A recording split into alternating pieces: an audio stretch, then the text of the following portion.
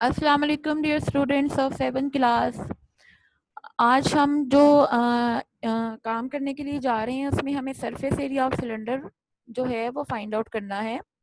Surface area of cylinder में हमें जब आर गिवन हो तो हमारे लिए क्वेश्चन थोड़ा इजी हो जाता है कि हम उसके ऊपर डायरेक्ट जो फॉर्मूला है वो अप्लाई कर सकते हैं। आज मैं आपको इसका पार्ट नंबर 5 सॉल्व करवाऊंगी। पार्ट नंबर 5 में हमें two things are given. Number 1 is radius which is denoted by small r and value is 9 centimetre given in our question. Radius की वैल्यू हमें अपने गिवन क्वेश्चन में ऑलरेडी दी गई है जो कि है 9 centimetre. Second thing is height denoted by h and value is 45.5 centimetre. ये दो वैल्यूज जो हैं ये हमें क्वेश्चन में गिवन है और हमें फाइंड आउट करना है surface area of cylinder. First of all we give the heading of solution, then we can write. We know that हम क्या जानते हैं बेटा, हम सिर्फ सरफेस एरिया ऑफ सिलेंडर का फॉर्मूला हम सबको पता है, ठीक है, हम वही लिखेंगे। Surface area of cylinder is equal to 2 pi r bracket h plus r. Please write down this formula on your notebooks. आपको सबसे पहले तो सरफेस एरिया ऑफ सिलेंडर का फॉर्मूला लिखना है जो कि आप सबको जुबानी याद भी होना चाहिए और ये पता होना चाहिए कि इसमें किस वैल्यू को तो कहाँ से आप सर्च कर रहे हो। 2 एज इट इज आएगा हमारे पास। पाई की मैथमेटिकल वैल्यू होती है 22/7। कुछ स्टूडेंट्स जो हैं वो 22/7 को अपने क्वेश्चन को इजी करने के लिए 3.14 यूज करते हैं। तो जैसे ही आप 3.14 को यूज करोगे ना बेटे, हमारा क्वेश्चन अप्रोक्सीमेट वैल्यूज में चला जाता है। क्यों? 3.14 खुद एक अप्रोक्सीमेट वैल्यू है। रीजन बिहाइंड दिस कि जब आप 22 को 7 से डिवाइड करते हो तो हमारे पास एक नॉन टर्मिनेटिंग आंसर आता है।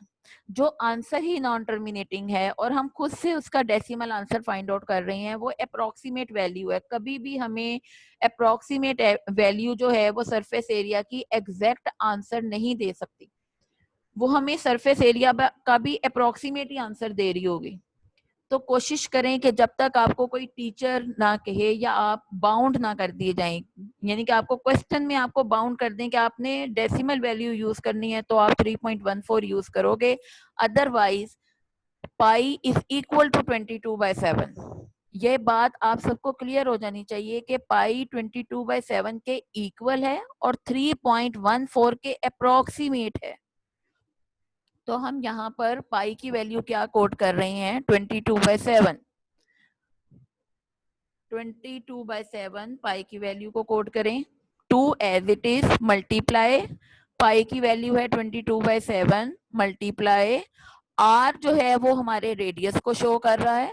आर की वैल्यू यहाँ पर कितनी गिवन है? 9 सेंटीमीटर। जी, सेंटीमीटर साथ लिखेंगे आप सब। 9 सेंटीमीटर। इसके बाद फॉर्मूला में है ब्रैकेट, ब्रैकेट लगाएं। एच की वैल्यू हमें क्वेश्चन में गिवन है। एच रिप्रेजेंट किसको कर रहा है? हाइट को। सिलेंडर की जो हाइट है वो है 45.5 सेंटीमीटर। साथ लिखोगे सेंटीमीटर, हर सेंटीमीटर 0.5 मार्क्स पे जा रहा होता है। तो आपने अगर एक जगह भी आप स्किप कर रहे हो बेटे तो आपके मार्क्स की डिडक्शन हो सकती है। तो 45.5 सेंटीमीटर। अब 45 कहाँ से आया है? 45.5 हमें अपने क्वेश्चन में गिवन था, प्लस आर। आर की वैल्यू भी हमें क्वेश्चन में गिवन है 9 सेंटीमीटर।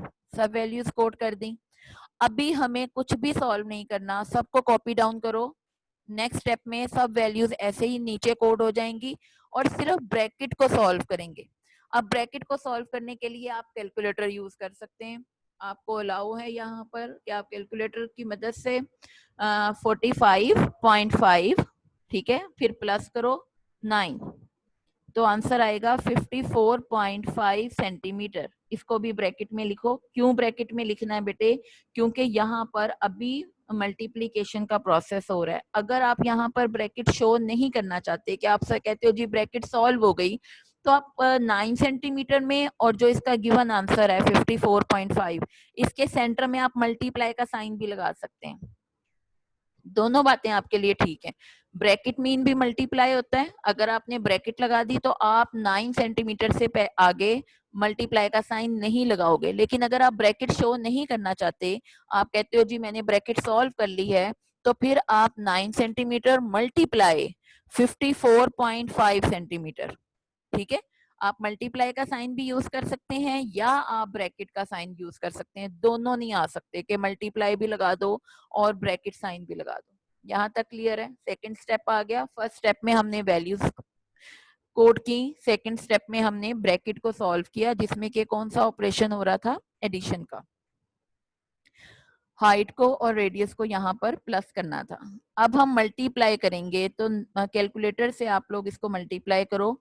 9 मल्टीप्लाई बाय 54.5, तो आपके पास आंसर आ जाएगा 490.5 और सेंटीमीटर स्क्वायर। अब सेंटीमीटर स्क्वायर के लिए बेटे आप एक्सपोनेंट्स को पहले ही पढ़ चुके हो, आपको अच्छे से पता है कि जब बेस सेम होती है तो पावर्स ऐड हो जाती हैं। सेंटीमीटर और सेंटीमीटर आपस में मल्टीप्लाई हो रही हैं, तो ये प्रोडक्ट का फर्स्ट लॉ हो गया, when base is same powers add. तो यहाँ पर अब सेंटीमीटर नहीं आएगा, सेंटीमीटर स्क्वायर आएगा। तो सेंटीमीटर स्क्वायर 54.5 को 9 सेंटीमीटर से मल्टीप्लाई करेंगे तो 490.5 सेंटीमीटर स्क्वायर आंसर आ गया। अब यहाँ पर हमारे पास तो नेक्स्ट स्टेप है, उसमें हमने न्यूमरेटर और डिनोमिनेटर के साथ जाना है। First we multiply all numerators, first we multiply all numerators. हमने तमाम न्यूमरेटर्स को यहाँ पर मल्टीप्लाई करना है। वी मल्टीप्लाई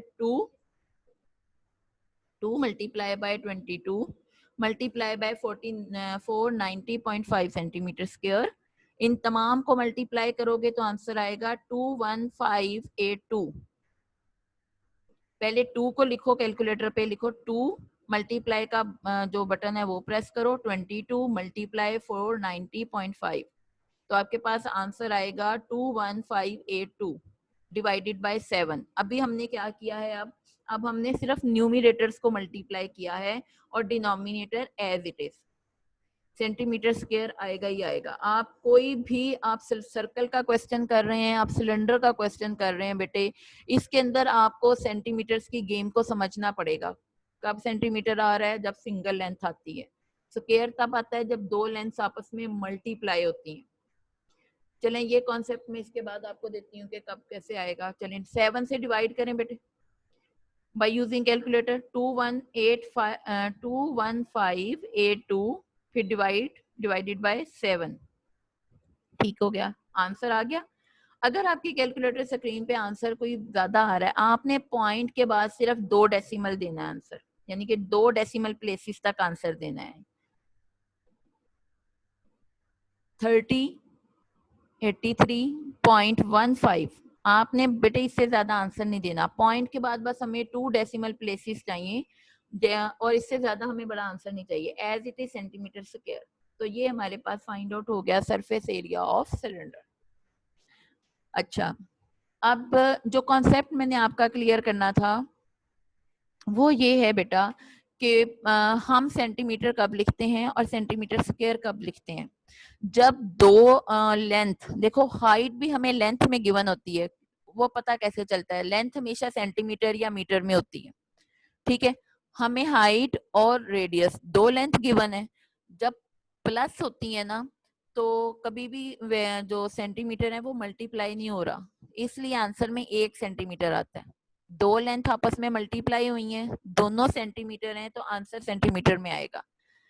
और जब आप किसी सेंटीमीटर लेंथ को किसी और सेंटीमीटर लेंथ से मल्टीप्लाई करोगे, तो जब मल्टीप्लाई होंगी तो एक्सपोनेंट का प्रोडक्ट लॉ अप्लाई करेंगे और हम उसकी जो पावर्स हैं उनको हम प्लस कर देंगे, हमारे पास आ जाएगा सेंटीमीटर स्क्वायर। एक बात और याद रखें, ये की पॉइंट्स होते हैं, इनको कहीं लिख लो। सरकमफ्रेंस हमेशा सेंटीमीटर में आती है, सिंगल लेंथ होती है। रेडियस हमेशा सेंटीमीटर आएगा, डायमीटर सेंटीमीटर आएगा, और एरिया सेंटीमीटर स्क्वायर में आएगा। कभी भी आप एरिया फाइंड आउट कर रहे हैं, वो सर्कल का है, वो ट्रायंगल का है, वो रेक्टेंगल का है, वो स्क्वायर का है, जैसे ही आपके फंडामेंटल मैथमेटिक्स में, इसको फंडामेंटल मैथमेटिक्स बोलते हैं, इसमें बेटे जैसे ही एरिया का वर्ड आएगा तो याद रखें वो किसी भी शेप का एरिया फाइंड आउट कर रहे हैं वो स्क्वायर में आंसर आएगा। उसका एरिया का आंसर हमेशा स्क्वायर में आता है, पेरीमीटर और सरकमफ्रेंस का आंसर हमेशा सेंटीमीटर में आता है, और रेडियस और डायमीटर या कॉर्ड या कोई भी लेंथ आप जो स्केल रख के मेजर कर रहे हो वो सेंटीमीटर में होती है, वॉल्यूम हमेशा क्यूब में आता है। चलिए यहाँ पर एंड करते हैं। उम्मीद करती हूँ आपको मेरा ये क्वेश्चन अच्छे से समझ आ गया होगा। आप इसकी हेल्प से जो बाकी तमाम क्वेश्चंस हैं जिनमें रेडियस गिवन है आप उन्हें इजीली सॉल्व कर सकते हैं। Thank you so much.